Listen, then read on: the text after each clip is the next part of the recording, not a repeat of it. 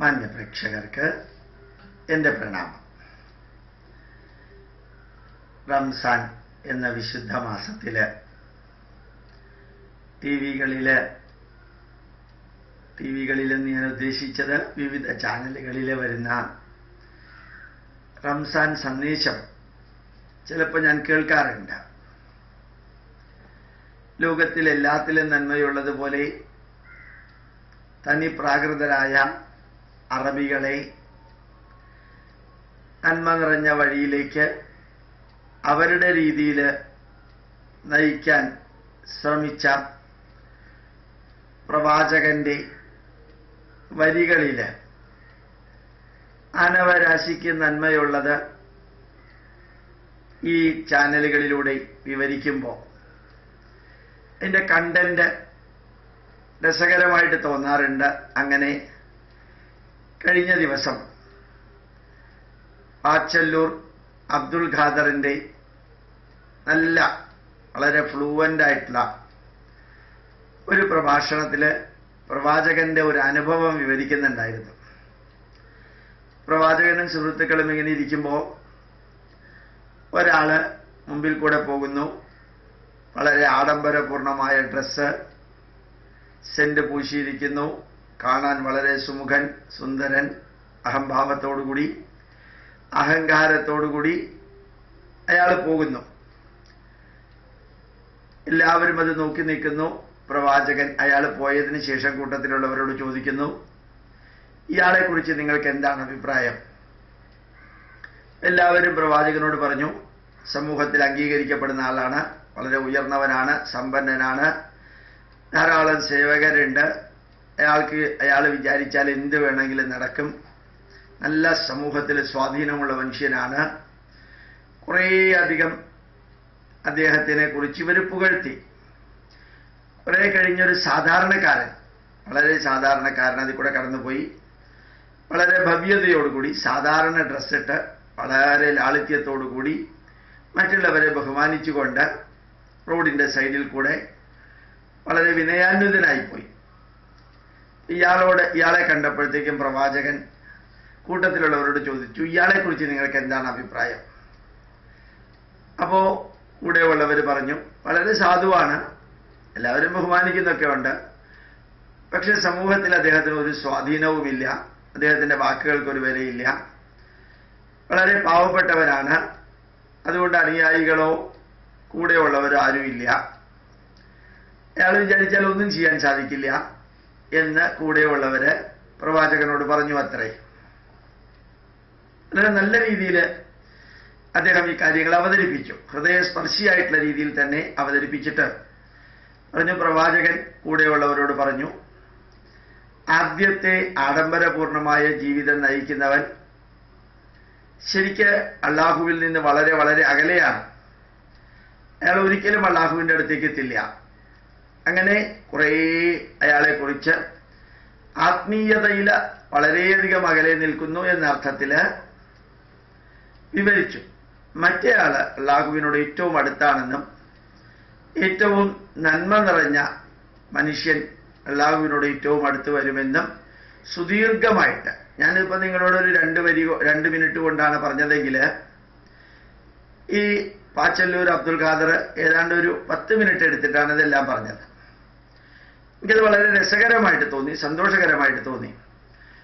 പക്ഷെ ഇതെല്ലാം കേട്ട് കഴിഞ്ഞപ്പോൾ എനിക്ക് തോന്നിയത്, ഈ പ്രവാചകൻ പറഞ്ഞിരിക്കുന്നതിൽ നിന്ന് എത്ര അകലത്തിലാണ് മുസ്ലിം സമുദായം, ഇസ്ലാമിക സമൂഹം നിൽക്കുന്നത്.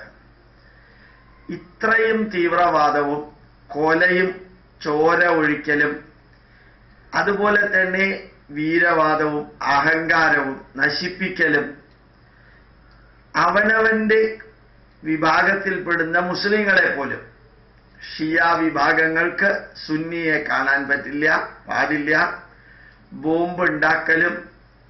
നിങ്ങൾ വെറുതെ ആലോചിച്ചു നോക്കൂ, മാതൃഭൂമി പത്രം അടിച്ച് തകർത്തതിൽ മുഴുവനും മുസ്ലിങ്ങളാണ്. ആ പത്രം എന്ത് ചെയ്തു മുസ്ലിങ്ങൾക്കെതിരെ? ഇന്ന് വരെ പതിവില്ലാത്ത വിധത്തില് ഒരു ഇസ്ലാമികമായിട്ടുള്ള എന്തോ ഒന്ന് മാതൃഭൂമിയിൽ ഫേസ്ബുക്കിൽ നിന്ന് അതിൻ്റെ ആൾക്കാരിട്ടു. അതിനവര് നിർവ്യാജം മാപ്പ് പറഞ്ഞു. മാത്രമല്ല അങ്ങനെ ചെയ്തവരെ ശിക്ഷിക്കുകയും ചെയ്തു പത്രത്തിനകത്ത്. പക്ഷേ ആ പത്രത്തെ അടിച്ച് തകർത്ത് ഇന്നും അതിൻ്റെ നെഗറ്റീവ് പ്രതിധ്വനി സമൂഹത്തിലുണ്ട്. അതേപോലെ എത്ര അമ്പലങ്ങളാണ് ടിപ്പു സുൽത്താൻ പടയോട്ടത്തിൽ തകർത്തത്. ഈ AD 995 മുതൽക്ക് 1650 വരെ മുഗള സാമ്രാജ്യത്തിലെ ഒടുക്കത്തെ ചക്രവർത്തി ഭരിക്കുന്നത് വരെ എത്ര ക്ഷേത്രങ്ങളും എത്ര കോട്ടകളും കൊട്ടാരങ്ങളുമാണ് ഈ അള്ളാഹുവിൻ്റെ മക്കള് കൊള്ളയടിച്ചത്. ഈ കോഴിക്കോടും തിരുവനന്തപുരത്തും വിമാനത്താവളത്തിലൂടെ വരുന്ന സകല കള്ളക്കടത്തും ചെയ്യുന്നത് മുസ്ലിങ്ങളാണ്. അതേപോലെ ലൈംഗികമായ പീഡനത്തിൽ അത് മുസ്ലിങ്ങളാണ്. സദാചാര പോലീസായിട്ട് അഭിനയിക്കുന്നതിൽ 80% മുസ്ലിങ്ങളായിട്ടാണ് നശീകരണ പ്രവർത്തനം ചെയ്യുന്നത്. OIC പാർലമെന്റിൽ പറഞ്ഞതുപോലെ ഈ ഭാരതത്തിൽ ഇത്രയും അധികം ജനതയുണ്ടായിട്ട് ഭാരതത്തിലെ ജയിലുകളിൽ 80% മുസ്ലിങ്ങളാണ്. എന്തുകൊണ്ട് ഈ ഭാരതത്തിലെ ജയിലുകളിൽ 80% മുസ്ലിങ്ങളായി? ഈ മുസ്ലിങ്ങൾ ഭൂരിപക്ഷമുള്ള ജമ്മു കാശ്മീരിൽ എന്നെങ്കിലും ഇന്ത്യൻ പട്ടാളക്കാർ വെടിവെക്കാത്ത ദിവസം ഉണ്ടായിട്ടുണ്ടോ? ഈ അടുത്ത കാലത്ത് ബംഗ്ലാദേശിൽ ഒരു ആശ്രമം മുഴുവനും കത്തിച്ചു. അതിലെ സന്യാസിയെ കൊന്നു 2 ആഴ്ച മുമ്പ്. അതിൽ ബാക്കി അവശേഷിക്കുന്നവനെ കൊന്നു. യഥാർത്ഥത്തിൽ പാകിസ്ഥാൻ എന്ന രാജ്യം എന്നെങ്കിലും സ്വസ്ഥമായിട്ടിരുന്നിട്ടുണ്ടോ? എന്നും തീവ്രവാദവും ഇതും. അപ്പം മുസ്ലിങ്ങൾ എവിടെയെല്ലാം ഉണ്ടോ അവിടെ ഈ അള്ളാഹുവിനെ കുറിച്ച് പ്രവാചകൻ പറഞ്ഞതുമായിട്ട് ഒരു ബന്ധമില്ലാത്തതാണ് നടക്കുന്നത്. ശരിക്കും പ്രവാചകൻ തന്നെ ഏത് ടൈപ്പായിരുന്നു എന്നുള്ളത് ഇപ്പൊ സംശയം തോന്നുന്ന രീതിയിലാണ്. ആലോചിച്ച് നിൽക്കാം, ഒന്ന് പറഞ്ഞ് വേറൊന്ന് ചെയ്ത ആളാണെങ്കിൽ സാധാരണ അനുയായികൾ ഇത് അനുസരിക്കാതിരിക്കുകയുള്ളൂ. റംസാനിലെ സന്ദേശം, ധന്യമായിട്ടുള്ള സന്ദേശം കേട്ടപ്പോൾ അനുയായികളെ കുറിച്ച് ഓർത്ത് എനിക്ക് തോന്നിയത്, പ്രവാചകനും ഖുറാനും ഒരു സ്ഥലത്ത് കിടക്കുന്നു, അനുയായികളിൽ ഒരാൾ പോലും ഈ തീവ്രവാദത്തെയും ജമ്മു കാശ്മീരിൽ നടക്കുന്ന പണ്ഡിതരുടെ പലായനത്തെക്കുറിച്ചോ തീവ്രവാദത്തെക്കുറിച്ചോ നരഹത്യയെക്കുറിച്ചോ അക്രമത്തെക്കുറിച്ചോ ഒരു മുസ്ലിം പോലും അതിനെ വിലയിരുത്തിയിട്ട് അത് തെറ്റാണെന്ന് പറഞ്ഞിട്ടില്ല. ഈ കേരളത്തിലെ മുസ്ലിം ലീഗിലെ എല്ലാവരും മൗനമായിട്ട് അതിന് അനുവാദം നൽകുന്ന പോലെയാണ്. ശരിക്ക് ഇപ്പോഴും മുസ്ലിങ്ങൾ കേരളത്തിലും ഇന്ത്യയിലും ഒതുങ്ങിക്കൂടി കഴിയുന്നുണ്ടെങ്കിൽ അത് ആ മോഡി എന്ന മനുഷ്യന് എന്ത് ആക്ഷൻ ആണ് എടുക്കുന്നത് എന്നുള്ളതിനെ കുറിച്ച് ഭയപ്പെട്ടിട്ടാണ്. ഒരു പക്ഷേ വീണ്ടും കോൺഗ്രസ് വരികയാണെങ്കിൽ ഈ നേരത്തെ ഉണ്ടായിരുന്ന ഈ ബോംബ് പൊട്ടലും റെയിൽവേ സ്റ്റേഷനിലും എയർപോർട്ടിലും റോഡിലും ബസ് കത്തിക്കലും തന്നെ വീണ്ടും നടക്കുമായിരുന്നു.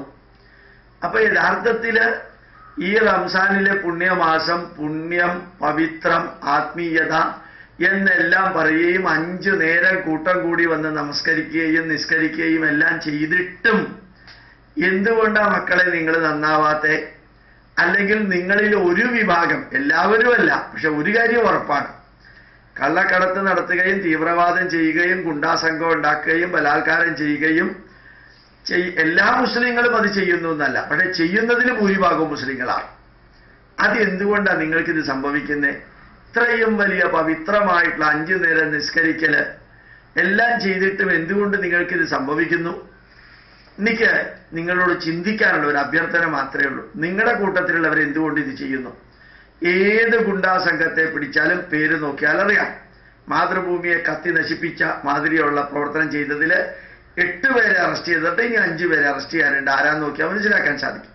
കള്ളക്കടത്ത് കൊണ്ടുവരുന്നവരുടെ പേരുകൾ മുഴുവനും നോക്കുക, എങ്ങനെയുണ്ടെന്ന് മനസ്സിലാക്കാൻ സാധിക്കും. കള്ള നോട്ട് വിതരണം ചെയ്യുന്നവനെ പിടിച്ചു നോക്കുക.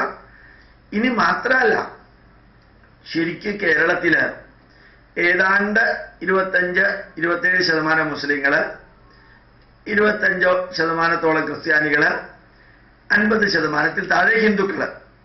അതായത് മുസ്ലിങ്ങള്, ക്രിസ്ത്യാനികള്, ഹിന്ദുക്കള് 1:1:2. 1:1:2 ആണെങ്കിൽ ഇപ്പോ ഒരു മുസ്ലിം കൊലപാതകം നടത്തിയാൽ അല്ലെങ്കിൽ കൊലപാതകം നടത്തുന്ന 4 പേരുണ്ടെങ്കിൽ അതിൽ ഒരാൾ മുസ്ലിമും ഒരാൾ ക്രിസ്ത്യാനിയും 2 ഹിന്ദുവായിരിക്കണം ജനസംഖ്യാനുപാതമായിട്ട്. അതൊന്നുമല്ല കാണുന്നത്. 82% ജയിലുകളിൽ കിടക്കുന്നവര് 82% മുസ്ലിങ്ങളാണെന്ന് മുസ്ലിം നേതാവ് തന്നെ പറയുന്നു എങ്കിൽ ഈ പത്രമാധ്യമങ്ങളിൽ നിറഞ്ഞ് ഇസ്ലാമിക പേര് വരുന്നു എങ്കിൽ ഈ 1 മാസത്തെ നോമ്പും ഈ ആത്മീയതയൊക്കെ നിങ്ങളെ മാറ്റാനല്ലേ? അതല്ല, വായിലെ തുപ്പല് പോലും മറക്കാതെ റോട്ടിൽ തുപ്പി നടക്കുന്ന ആത്മീയത ഒരു വശത്തും ഇപ്പുറത്ത് മറ്റെല്ലാ തീവ്രവാദങ്ങളും നടത്തുന്നത് എന്തിനാണെന്നൊന്ന് ചിന്തിക്കാൻ നിങ്ങൾക്ക് സാധിക്കട്ടെ. ഉത്തരം പറയാൻ പറ്റില്ലെന്ന് എനിക്കറിയാം. അതിനു പകരം സാധാരണ മുസ്ലിം യുവാക്കൾ ചെയ്യുന്നത് കുറേ തെറി പറയുക. അത് അച്ഛനും അമ്മയും പഠിപ്പിച്ചതനുസരിച്ച് ഇങ്ങനെ ആരെങ്കിലും നിങ്ങളോട് പറഞ്ഞാൽ അതിന് ഉത്തരം പറയാൻ പറ്റാതെ അതിന് വികൃതമായിട്ടുള്ള കമന്റുകൾ പറയുകയും എഴുതുകയുമാണ് ചെയ്യാറുള്ളതെന്നും അറിയാം. അതും ഈ ഖുറാനിലുള്ളതാണോ എന്നുകൂടി ഞാൻ ചോദിക്കുന്നു. പ്രണാമം, നമസ്കാരം.